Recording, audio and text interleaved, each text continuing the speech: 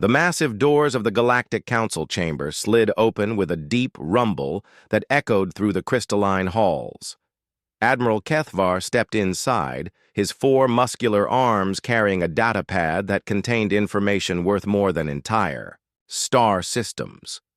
His scaled green skin caught the artificial light as he walked toward the center platform, where representatives from 12 different alien species waited in tense silence. The chamber itself was a marvel of engineering, carved from a single piece of living crystal that had been growing for over 10,000 years. Each seat was designed for a different species, from the water-filled tanks of the aquatic Merdai to the floating energy fields that housed the gaseous Nephrim.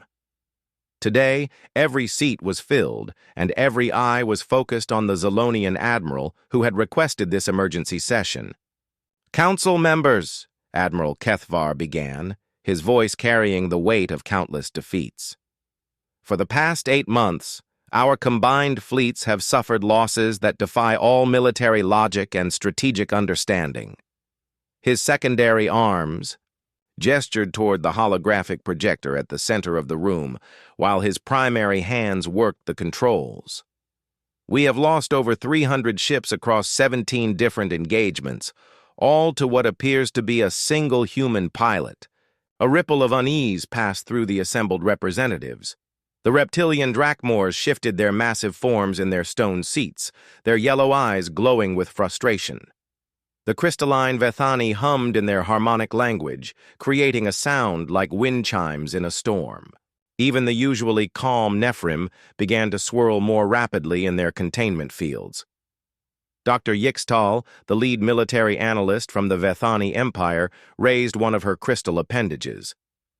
"Admiral, with respect, our previous reports indicated that this was likely a new type of human technology, or perhaps a team of their best pilots working in coordination. Are you suggesting that all of these defeats were caused by a single individual?" Kethavar's mandibles clicked together in what passed for a grim smile among his species. "That is exactly what I am suggesting, Doctor. And today, for the first time, we have proof." He activated the holographic display, and the chamber filled with the 3-dimensional recreation of a battle that had taken place just 2 weeks prior in the Kepler system. The hologram showed the familiar sight of a Zolonian battle formation. 12 heavy cruisers arranged in a perfect defensive pattern with fighter support. They were escorting a supply convoy through what should have been secure space when the attack began. At first, there was nothing visible on the display except the orderly movement of the alien fleet. Then, like a ghost materializing from empty space, a single human fighter craft appeared on the sensors. It was small, barely larger than a Zolonian escape pod, and according to the technical readouts, it was armed with nothing more than standard human plasma cannons and missile tubes. By all rights, it should have been destroyed within seconds of engaging the massive alien fleet. Instead, what followed defied every law of physics and combat that the assembled aliens thought they understood. The human craft moved like liquid, lightning weaving between plasma bolts that should have been impossible to dodge. The pilot seemed to know where each shot would be fired before the alien gunners had even pulled their triggers. The fighter twisted and spun through space in patterns that should have turned any living creature inside into paste from the gravitational forces alone.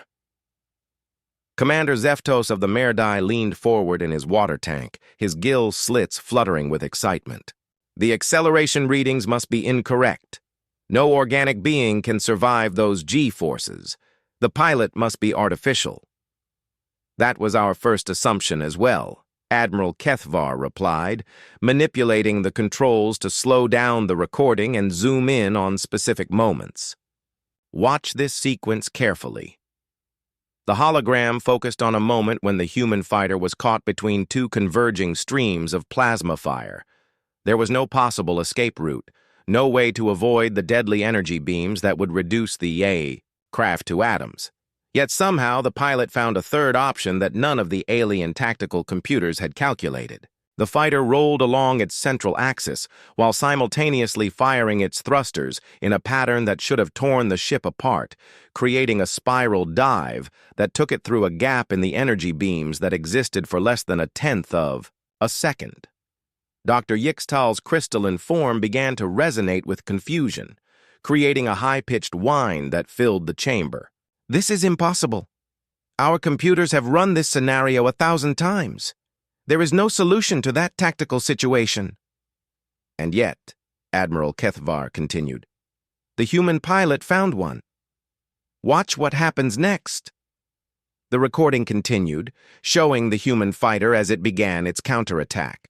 Instead of trying to outrun the larger alien ships, the pilot did something that no sane being would attempt. He flew directly toward the center of the enemy formation, using the massive cruisers as cover against each other. The alien gunners found themselves unable to fire without risking damage to their own ships. In the space of 10 minutes, the lone human pilot disabled 4 heavy cruisers, destroyed 8 fighter craft, and forced the entire Zolonian fleet to retreat. The supply convoy was captured intact, and the human fighter disappeared back into empty space as quickly as it had arrived. The chamber erupted in confused chatter as each species tried to process what they had witnessed. The Drakmors roared, in their guttural language, demanding explanations that none of them possessed. The Nephrim swirled frantically in their energy fields, their gaseous forms pulsing with agitation. "How?" The single word came from General Thrakvan, the senior military commander of the Drakmorian Empire. His massive reptilian head swayed as he spoke, his vertical pupils fixed on the now empty holographic display. "How does one pilot accomplish what entire fleets cannot?" Admiral Kethvar deactivated the recording and turned to face the assembled council. "That is exactly what we need to determine. This pilot has appeared in battles across human space, always alone, always using the same impossible tactics. Our intelligence suggests that even the humans themselves do not fully understand how he accomplishes these feats." Meanwhile, hundreds of light years away on Earth, Captain Jake Morrison sat in a dimly lit bar called Murphy's Place, located in the shadow of the Chicago spaceport. The establishment was the kind of place where off-duty pilots and cargo haulers came to drink away their memories and avoid questions about their past. Jake fit right in, just another veteran in civilian clothes, nursing a beer and watching the news feeds on the ancient holographic display mounted above the bar. The news anchor, a young woman with perfectly styled hair and an enthusiastic smile, was discussing the latest reports from the outer colonies. Military sources confirmed that the mysterious pilot known only as Ghost Rider has struck again, this time defeating a Zolonian fleet in the Kepler system. The identity of this ace pilot remains unknown, but his victories continue to boost morale across human space. Jake took another sip of his beer and allowed himself a small smile. If only they knew that their legendary hero was sitting in a run-down bar, wearing a stained jacket and day-old stubble. The irony was almost too perfect. The entire galaxy was trying to figure out who this pilot was, running endless simulations and analysis on footage of his own missions. The bartender, an older man named Pete, who had lost his left arm in the war, noticed Jake watching the news. "Hell of a thing, isn't it? Makes you proud to be human, knowing we got someone out there showing those aliens what we're made of." Jake nodded and raised his glass slightly. "Yeah, hell of a thing." As the news report continued, Jake reflected on the strange turn his life had taken. 3 years ago, he had been Lieutenant Colonel Jake Morrison, one of the most decorated pilots in the Human Defense Force. Then came the Battle of Kepler Station and the experimental weapon test that had changed everything. Officially, Jake Morrison had died in that battle. Unofficially, he had become something more than human, something that could see patterns in space and time that others missed. The quantum explosion that should have killed him had instead enhanced his reflexes and spatial awareness to levels that seemed impossible. He could process information faster than any computer, see tactical solutions that didn't exist in any manual, and somehow survive G-forces that should have liquefied his bones. He had let the military declare him dead rather than become a test, subject in some laboratory. Now he fought as a ghost, striking at alien forces when they least expected it, and disappearing before they could respond. It was better this way, he told himself. Better to be a legend than a lab rat. The news report switched to an interview with a military expert who was trying to explain the pilot's tactics to viewers who had never seen combat. Jake finished his beer and left money on the bar, walking out into the cool night air of Chicago. Tomorrow he would receive new orders, and the galaxy would once again wonder how one human could accomplish the impossible. He looked up at the stars, knowing that somewhere out there, alien commanders were studying footage of his battles and trying to understand what they were really fighting against. They thought they were hunting a man, but Jake Morrison had become something else entirely. He had become Earth's ghost in the machine, and he was just getting started. The emergency meeting in the Galactic Council's secondary chamber had been going on for 6 hours, and tensions were rising like steam from a boiling pot. Representatives from every major species in the galaxy had gathered to form what they were, calling the Special Investigation Task Force, but so far they had more questions than answers.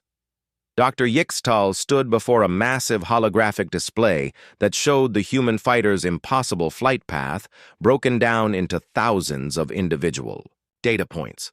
Her crystalline form sparkled as she manipulated the controls, zooming in on specific moments where the laws of physics seemed to bend around the mysterious pilot.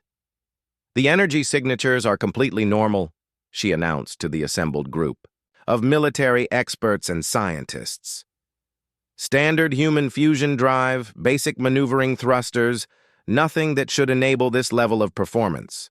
The craft itself appears to be a modified version of their standard interceptor design, but the modifications are minor. Better shields, upgraded weapons, improved life support. Nothing revolutionary." Commander Zeftos floated in his specialized water tank, his large black eyes studying the data streams that flowed across his personal display. The Merdai were known throughout the galaxy for their analytical minds, and Zeftos was considered one of their best tactical analysts. If the ship is not the variable, then the pilot must be. But these G-forces would kill any known organic being. Even our most enhanced warriors cannot survive acceleration patterns like these. Admiral Kethvar paced back and forth on his section of the platform, his 4 arms gesturing as he spoke. "We have considered the possibility that this pilot is not entirely organic. Perhaps the humans have developed some form of cybernetic enhancement that allows their pilots to interface directly with their ships." Dr. Liu sat quietly in the corner, taking notes on her personal tablet while listening to the alien experts debate the capabilities of her own species. As the only human xenobiologist working with the Galactic Council, she found herself in the unique position of analyzing humanity from an outside perspective. She knew that humans were adaptable and resourceful, but the footage showed something that went beyond normal human limits. "The reaction times are the most puzzling aspect," Dr. Liu said, finally joining the conversation. "The pilot seems to know where enemy fire will be directed before the shots are actually fired.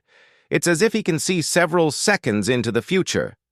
General Thrakfin, the massive Drakmorian commander, leaned forward in his reinforced chair. "Could this be some form of precognitive ability? There are legends among our people of warriors who could sense the flow of battle before it happened." "Legends," Dr. Yixtal replied, with a dismissive harmonic tone. "We need scientific explanations, not mythology." While the alien experts continued their debate, hundreds of light years away on Earth, Jake Morrison was reading his new mission briefing in the quiet confines of his apartment. The small living space was spartanly furnished, containing only the essentials needed for a man who spent most of his time either in space or trying to forget what he had seen there. Colonel Betty Harris had hand-delivered the orders personally, which told Jake that this mission was more important than the usual patrol assignments. Betty was a no-nonsense officer who had worked her way up through the ranks during the war with the Centauri colonies. She had short gray hair, sharp blue eyes, and the kind of direct manner that made subordinates either respect her immediately or transfer to other units. "Jake, the brass is getting nervous," Betty said as she handed him the sealed data packet. "These alien reconnaissance missions are getting bolder. They're sending science vessels right to the edge of our territory, and intelligence suggests they're specifically looking for something." Jake activated his personal tablet and read through the mission parameters. The assignment was straightforward enough: investigate reports of alien activity near the Titan mining stations and determine their intentions. What made it interesting was the specific mention of Vethani research vessels and Merdai tactical units working together. "They're trying to figure out our secret weapon," Jake said, with just a hint of amusement in his voice. Betty raised an eyebrow. "What makes you think that?" "Timeline matches up with recent engagements. Every time our mystery pilot hits one of their fleets, they send science ships to scan the area afterwards. They're looking for clues." What Jake didn't tell Betty was that he had been monitoring alien communications for months, using skills and equipment that officially didn't exist. The quantum explosion that had changed him had also somehow enhanced his ability to process electronic signals and decode alien languages in real time. He could listen to their tactical discussions and scientific debates, which gave him insights into their plans that no other human possessed. "Your wingman for this mission will be Lieutenant Chris Parker," Betty continued. "He's young but skilled, flew escort missions during the last Centauri uprising. Try not to show off too much. We don't need him asking uncomfortable questions." Jake nodded, though he knew that avoiding questions would be nearly impossible. Every pilot he flew with eventually noticed that his combat instincts were beyond normal human capabilities. Most attributed it to experience and natural talent, but a few had started to wonder if there was something more to his abilities. Lieutenant Chris Parker was waiting in the briefing room when Jake arrived 30 minutes later. The young pilot had the eager look of someone who was still excited about flying combat missions instead of being worn down by them. His brown hair was regulation short, his uniform was perfectly pressed, and his handshake was firm and confident. "Sir, it's an honor to fly with you," Chris said as they reviewed the mission details together. "I've heard about some of your previous assignments. Word is you've got the best instincts in the fleet." "Just experience," Jake replied, though he knew it was much more than that. The quantum enhancement had given him the ability to process vast amounts of sensory data simultaneously, allowing him to see patterns and possibilities that remained invisible to normal human perception. Their mission briefing was interrupted by an urgent communication from Fleet Command. The holographic display activated, showing Admiral Kate Sullivan, the commanding officer of Earth's Outer Defense Network. Her expression was grim as she delivered the update. "Gentlemen, we've just received word that a Vethani research fleet has entered the neutral zone near Callisto.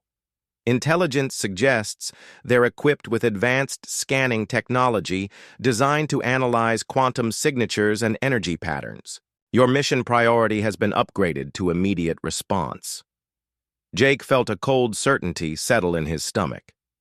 The aliens weren't just investigating random reports anymore. They were actively hunting for the source of the impossible flight. Patterns, and their new scanning technology might be sophisticated enough to detect the quantum changes in his body that made his abilities possible. "Understood, Admiral," Jake responded. "How large is the research fleet?"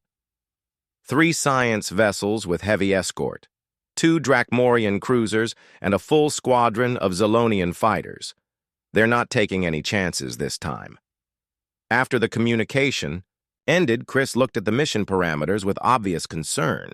"Sir, that's a lot of firepower for a reconnaissance mission. Are we expecting backup?" Jake studied the tactical display, already calculating flight paths and engagement scenarios in his mind. The quantum enhancement allowed him to run dozens of battle simulations simultaneously, analyzing every possible outcome in seconds rather than hours. "No backup," he said finally. "This is a stealth mission. We go in quiet, assess their capabilities, and report back. If they detect us, we run." What Jake didn't say was that he had no intention of simply running if they were discovered. The alien research fleet was specifically looking for him, trying to understand what made his impossible flights achievable. If he could get close enough to their scanning equipment, he might be able to learn exactly how much they had figured out about his enhanced abilities. As they prepared for launch, Jake received a coded message on his personal communicator. The encryption was one he recognized from his days in special operations, and the sender was listed as an old friend who had officially died in the same battle that had supposedly killed Jake. The message was brief, but alarming. "They know more than you think. The quantum signature is unique. Be careful who you trust." Jake deleted the message immediately, but the warning stayed with him as he suited up for the mission. Someone else had survived the experimental weapon test, and they were trying to warn him that his secret might not be as safe as he had believed. 2 hours later, Jake and Chris launched from the hidden military base on Europa, their fighters configured for long-range reconnaissance. As they accelerated toward the outer system, Jake wondered if this mission would finally force him to reveal the truth about what he had become. The aliens wanted to understand how one human pilot could accomplish the impossible. Soon, they might get their answer, but Jake was determined to make sure they didn't live long enough to use that knowledge against Earth. The Vethani research vessel Crystal Mind drifted silently through the asteroid field near Callisto, its advanced scanning arrays working constantly to analyze every piece of space debris for quantum signatures. Dr. Yixtal stood in the center of the ship's command bridge, her crystalline form resonating with excitement as data streams flowed across the holographic displays around her. "Commander Velthar, are you detecting anything unusual in the quantum background radiation?" she asked the ship's science officer, a younger Vethani whose crystal structure pulsed with nervous energy. "The readings are inconsistent with normal space," Velthar replied, manipulating the scanning controls with practiced precision. "There are residual quantum fluctuations in this area that suggest recent exposure to exotic energy patterns. The signature is unlike anything in our databases." Dr. Yixtal moved closer to the main display, studying the complex energy readings that painted a three-dimensional map of local space. Somewhere in this data was the key to understanding how the human pilot accomplished his impossible maneuvers. The Galactic Council had given her unlimited resources and the best scientific minds from 6 different species to solve this puzzle. "Intensify the scans in Grid Section 7, she ordered. "If the pilot uses this area regularly, there should be traces of his ship's unique energy signature." 2 kilometers away, hidden behind a large asteroid, Jake Morrison watched the alien research fleet through his ship's passive sensors. His fighter was running in complete stealth mode, all active systems shut down except for minimal life support and the quantum-enhanced sensors that were part of his modified equipment. Lieutenant Chris Parker floated beside him in his own fighter, maintaining radio silence as they observed the alien vessels. The young pilot was clearly nervous about being so close to enemy ships without backup, but he followed orders and kept his position steady. Jake activated a narrow beam communication channel that would be undetectable to the alien sensors. "Chris, I'm reading 3 science vessels and 4 escort ships. The Vethani are using some kind of advanced quantum scanner." "Copy that, sir." "What's our move?" Chris responded, his voice tight with tension. Jake was already calculating options in his enhanced mind, running through dozens of possible scenarios in the time it took for Chris to finish his sentence. The quantum changes in his brain allowed him to process tactical information faster than any computer, seeing patterns and opportunities that normal human perception would miss. "We wait and observe. Let them show us what they're capable of before we make our presence known." What Jake didn't tell his wingman was that he could actually hear the alien communications through his enhanced sensory abilities. The quantum explosion that had changed him had somehow altered his brain's electrical patterns, allowing him to decode alien transmissions in real time.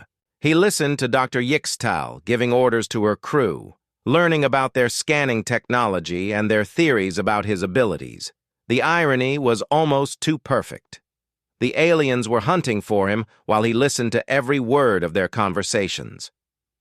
They were trying to understand his quantum signature while he hid less than 3 kilometers away, close enough to hear their thoughts, but invisible to their most advanced sensors. Dr. Yix-Tal, we're detecting anomalous readings in the asteroid field, Commander Velthar announced suddenly. The quantum fluctuations are intensifying. Jake felt a chill run down his spine. His enhanced senses were picking up changes in the local energy patterns, but he wasn't doing anything that should be detectable, unless the quantum modifications to his body were somehow interacting with their scanning equipment in ways he didn't understand. Enhance resolution in that sector, Dr. Yixtal ordered, her crystalline form beginning to vibrate with excitement. We may have found what we're looking for. The alien scanning beams swept across the asteroid field, their exotic energy patterns lighting up Jake's passive sensors like fireworks. He realized with growing alarm that staying hidden was no longer an option. The Vethani technology was sophisticated enough to detect quantum anomalies, and his enhanced body was apparently generating a signature that their equipment could trace. "Chris, we need to move. Now," Jake said over the comm channel, already powering up his fighter's main systems. "Sir, are we aborting the mission?" Chris asked, confusion evident in his voice. "Negative. We're going active. Follow my lead and try to keep up." Jake's fighter burst from behind the asteroid like a missile fired from a hidden launcher, accelerating at a rate that should have been impossible for the small craft. The quantum enhancements in his body allowed him to withstand G-forces that would have killed a normal pilot, and his modified ship had been built to take advantage of his superhuman abilities. The alien escort ships reacted with surprising speed, their weapon systems coming online within seconds of detecting the human fighters. Plasma bolts filled the space around the asteroid field as Drakmorian cruisers and Zolonian fighters moved to intercept the unexpected threat. What followed was another demonstration of the impossible flying that had made Jake Morrison a legend across the galaxy. He wove between the alien ships like a dancer performing a deadly ballet, his fighter moving in patterns that defied every law of physics and combat tactics. Chris Parker watched in amazement as his flight leader performed maneuvers that seemed to bend reality around them. Jake's fighter rolled and twisted through space in ways that should have torn the craft apart, dodging plasma fire that came from multiple directions simultaneously. "Jake, how are you doing that?" Chris called over the comm, his own fighter struggling to keep up with movements that looked more like magic than piloting. "Experience?" Jake replied, though he knew it was far more than that. The quantum enhancement allowed him to see the battle unfolding in slow motion, giving him time to calculate escape routes and attack vectors that existed for only fractions of a second. Dr. Yixtal stood transfixed on the bridge of the crystal mind, watching her sensors track the impossible flight patterns of the human pilot they had been hunting for months. "It's him," she whispered, her crystalline form resonating with awe and terror. "It's actually him." "Should we retreat?" Commander Velthar asked, watching their escort ships struggle to target the dancing human fighter. "No," Dr. Yixtal replied, firmly. "This is our chance to study him directly.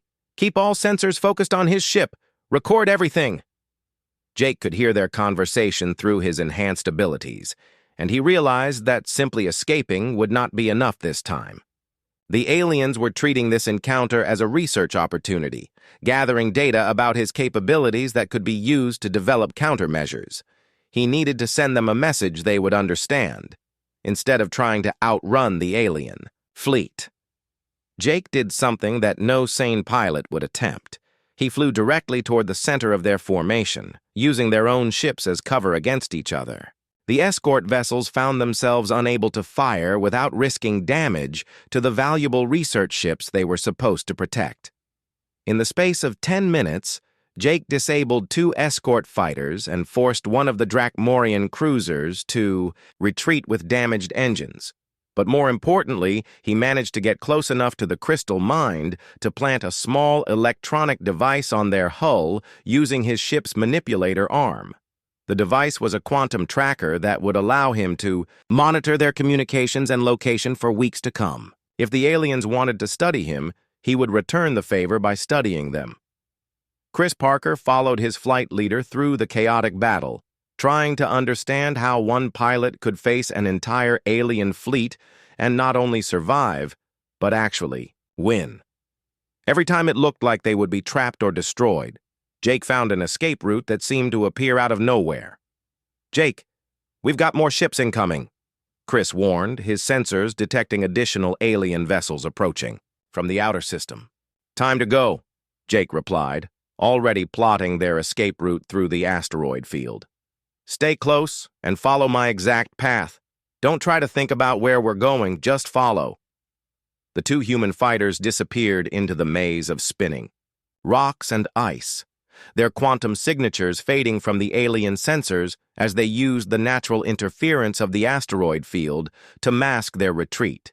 Behind them, the alien research fleet regrouped and tried to process what they had just witnessed. Dr. Yixtal reviewed the sensor recordings with a mixture of scientific fascination and growing dread. The human pilot's abilities went beyond anything they had theorized. He wasn't just fast or skilled, he was operating on a completely different level of perception and reaction time. "Commander, prepare a full report for the Galactic Council," she ordered. "Include all sensor data and tactical analysis. The Council needs to understand what we're really facing." As the Crystal Mind and its escort ships departed the asteroid field, Dr. Yixtal began to suspect that they weren't hunting just an exceptional pilot. They were dealing with something that might represent the next step in human evolution, and that possibility terrified her more than any weapon or warship ever could. Meanwhile, Jake Morrison flew through space toward Earth, listening to the alien communications through the tracker he had planted. The hunt was far from over, but now he had the advantage of being able to monitor his hunters while they searched for. Dr. Liu stared at her computer screen in the quiet research lab aboard the human space station Harmony, cross-referencing flight patterns and pilot records with the kind of methodical precision that had made her one of the galaxy's leading xenobiologists. Working for the Galactic Council gave her access to databases that most humans never saw, including detailed records of every major space battle from the past decade. The breakthrough came at 3 in the morning when most of the station's crew was asleep. Dr. Liu had been analyzing the tactical patterns from 17 different encounters with the mysterious human pilot, looking for any signature moves or behaviors that might provide clues to his identity. What she found made her hands shake as she reached for her coffee cup. "Computer Display Tactical Analysis File Morrison 77 Alpha," she said to the AI system, her voice barely above a whisper. The holographic display activated, showing side-by-side comparisons of flight patterns from the recent alien encounters and archived footage from the human-Centauri conflict 5 years earlier. The similarities were unmistakable once she knew what to look for. The way the pilot rolled left before engaging multiple targets, the specific timing of his acceleration bursts, even the pattern he used when retreating through asteroid fields. "It's impossible," Dr. Liu muttered to herself, but the evidence was right there in front of her. The mysterious ace pilot who had been terrorizing alien fleets across the galaxy was Jake Morrison, a man who had been officially declared dead after the Battle of Kepler Station. She pulled up Jake's military record, studying the file that she had read dozens of times during her research into human combat psychology. Lieutenant Colonel Jake Morrison had been one of the most decorated pilots in the Human Defense Force, with over 200 confirmed kills and a reputation for impossible escapes from overwhelming odds. His psychological profile indicated exceptional spatial awareness and reaction times that bordered on superhuman even before his supposed death. The Battle of Kepler Station had been a disaster for human forces, with over half the fleet destroyed by experimental Centauri weapons. Jake Morrison's fighter had been caught in the explosion of an experimental quantum torpedo, and no trace of his ship or body had ever been recovered. The military had declared him killed in action and moved on to other concerns. But what if he had survived? What if the quantum explosion had changed him somehow instead of killing him? Dr. Liu activated her secure communication system and requested an emergency session with the Galactic Council. If her analysis was correct, they weren't dealing with just another human pilot.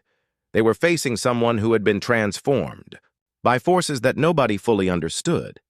8 hours later, the council chamber was filled with representatives from every major species in the galaxy.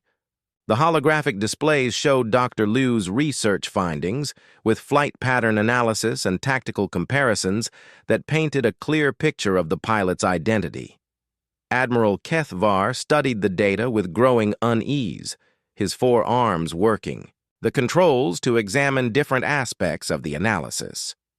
Dr. Liu, you are suggesting that this Jake Morrison somehow survived an explosion that destroyed everything within a 10-kilometer radius? The quantum torpedo was an experimental weapon that nobody fully understood, Dr. Liu replied, her voice steady despite the magnitude of what she was revealing. The explosion created an energy field that violated several known laws of physics. If Morrison was caught in the edge of that field instead of being destroyed by it, the quantum effects could have changed him in ways we can't imagine. Dr. Yixtal resonated with excitement as she processed the implications. A quantum-enhanced human pilot would explain the impossible reaction times and spatial awareness we've observed. The energy field could have altered his neural pathways to process information faster than any biological brain should be capable of. Commander Zeftos floated closer to his tank's viewing panel, his large eyes focused on the tactical displays. This explains why our computer models cannot predict his movements. He's not just faster than normal pilots, he's thinking on a completely different level.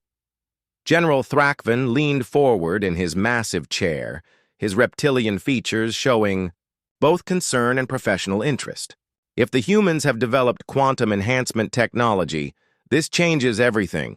One enhanced pilot is dangerous enough, but if they can create more like him, there's no evidence that this was intentional, Dr. Liu interrupted. Morrison was listed as missing in action, not reassigned to special projects. Even human military records show no knowledge of his survival. The revelation sent shockwaves through the assembled representatives. They had been hunting what they thought was just an exceptionally skilled pilot, but now they realized they were dealing with something that might represent the future of human evolution. Meanwhile, on Earth, Jake Morrison sat in Colonel Betty Harris's office, reading intelligence reports about increased alien activity near human space. The tracker he had planted on the Vethani research ship was providing valuable information about alien movements and communications, but it was also revealing how much they had learned about him.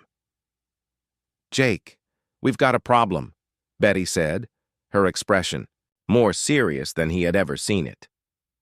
"Intelligence intercepts suggest that the aliens have identified you as the pilot they've been hunting." Jake set down the report and looked at his commanding officer with calm eyes. "How much do they know?" "Everything, apparently.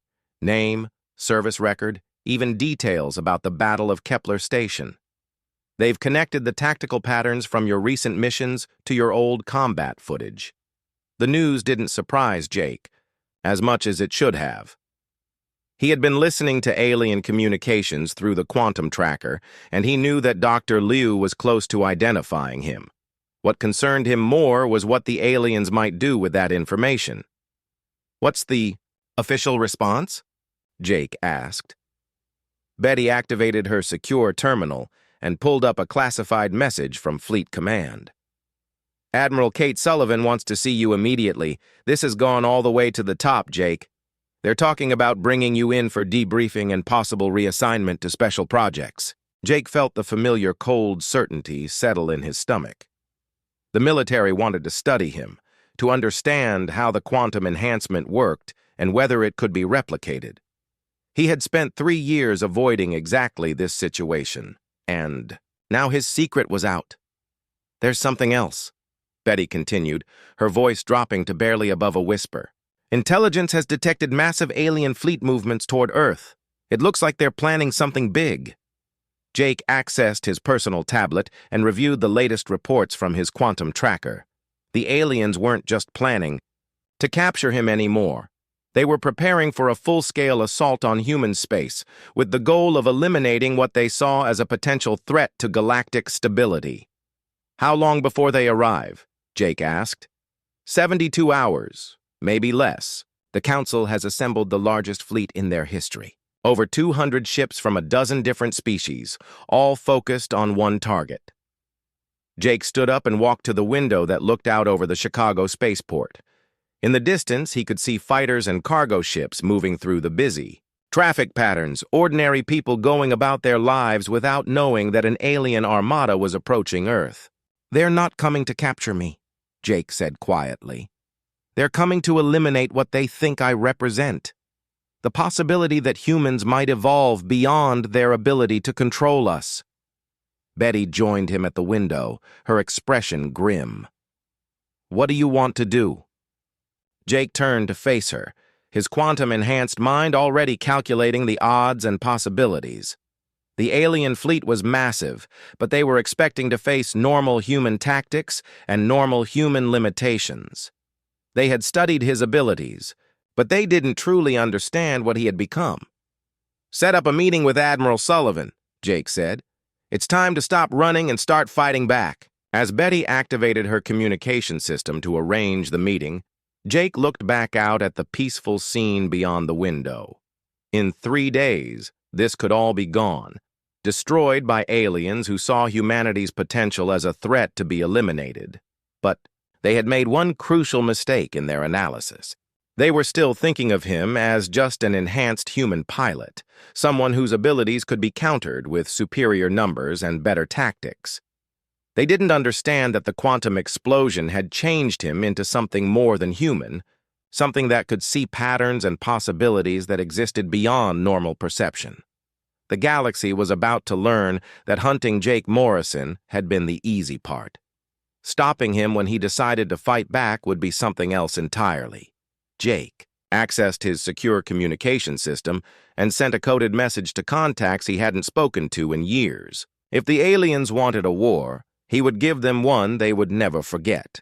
But first, he needed to gather the other survivors of the Kepler station incident, the ones who had also been changed by the quantum explosion, but had stayed hidden even, better than he had. The time for hiding was over. Earth needed its ghosts to become real again, and Jake Morrison was ready to lead them into the most important battle of human history. The massive alien fleet appeared at the edge of Earth's solar system like a dark cloud blocking out the stars. 237 ships from 12 different species, the largest military force ever assembled in galactic history, all focused on eliminating a single human pilot and the threat he represented to their understanding of the universe. Admiral Kethvar stood on the bridge of the flagship Eternal Dominion, watching the tactical displays that showed Earth's defensive positions. The human fleet was impressive for such a young species, but they were vastly outnumbered and outgunned. This should be a simple matter of overwhelming force applied with surgical precision. "Dr. Yixtal, are your scanning arrays ready to track the target?" Kethvar asked, his forearms working the command controls with practiced efficiency. "All sensors are calibrated to detect quantum signatures," Dr. Yixtal replied from her position at the science station. "If Jake Morrison launches from Earth, we will know within seconds." What the alien commanders did not know was that Jake Morrison was already in space, floating in his modified fighter at the edge of the asteroid belt, where their sensors could not detect him.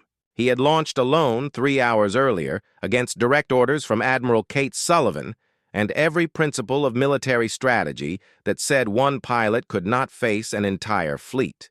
But Jake Morrison was no longer bound by normal military principles or human limitations. The quantum enhancement had given him abilities that transcended the normal rules of combat, and he had spent 3 years learning how to use those abilities in ways that even he was still discovering.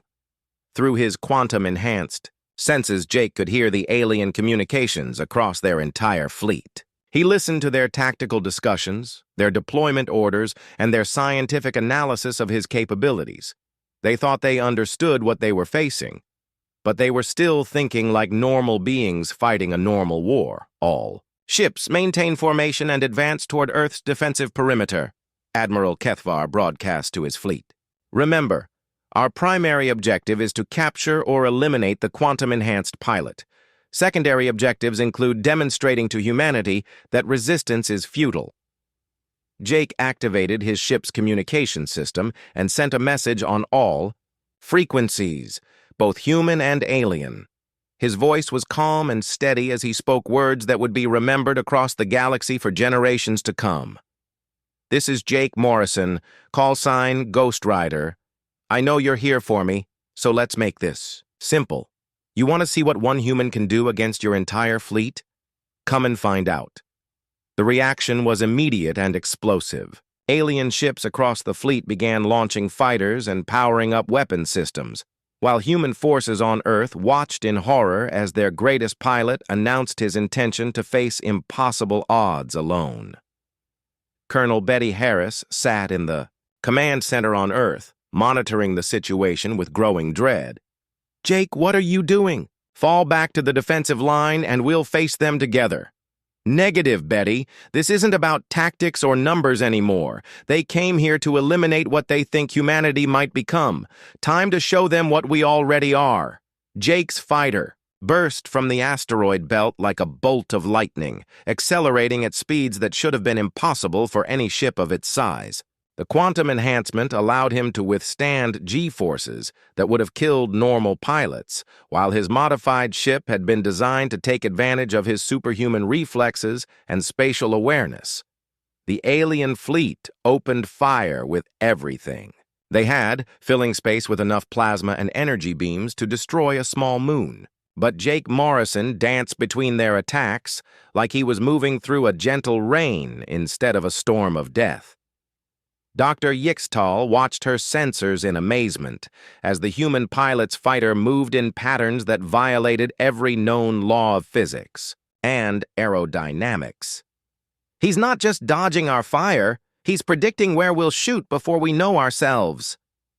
Commander Zeftos floated in his tank, his large eyes tracking the impossible flight patterns on his tactical display. The quantum enhancement must allow him to process probability calculations in real time. He's seeing every possible future and choosing the path that leads to survival. Jake wove through the alien formation like a dancer performing the most complex routine ever attempted.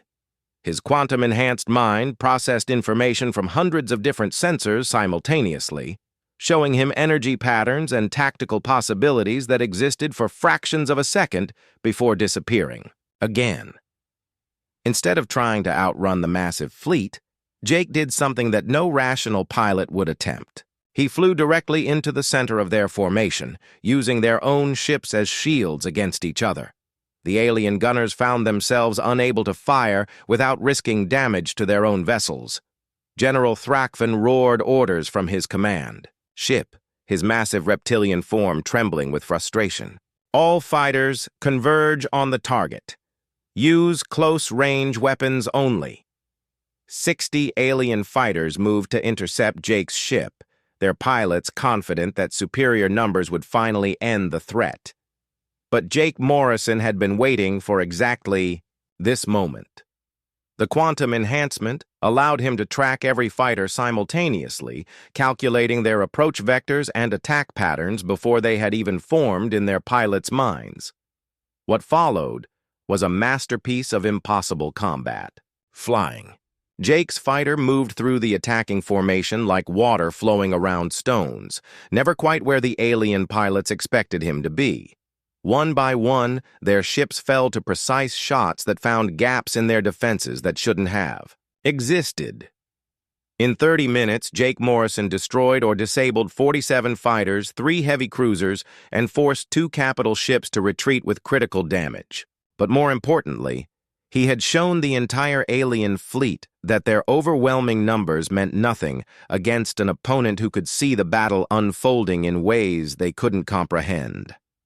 Admiral Kethvar watched the tactical displays with growing horror as his carefully planned assault dissolved into chaos. All ships fall back to minimum engagement range. Prepare for long-range bombardment. But Jake Morrison wasn't finished. Through his quantum senses, he could feel the fear and confusion spreading through the alien fleet like a virus.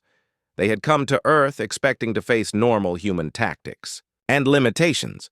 Instead, they were discovering that humanity's potential went far beyond anything they had imagined. Fleet commanders. Jake broadcast on all frequencies, his voice carrying across space to every ship in the alien armada. You came here to eliminate a threat to galactic stability. You're right to be afraid, but not for the reasons you think. Humanity isn't dangerous because of quantum enhancement or superior technology. We're dangerous because we refuse to accept limitations that others see as absolute. Jake's fighter accelerated toward the alien flagship, moving at speeds that should have torn the small craft apart.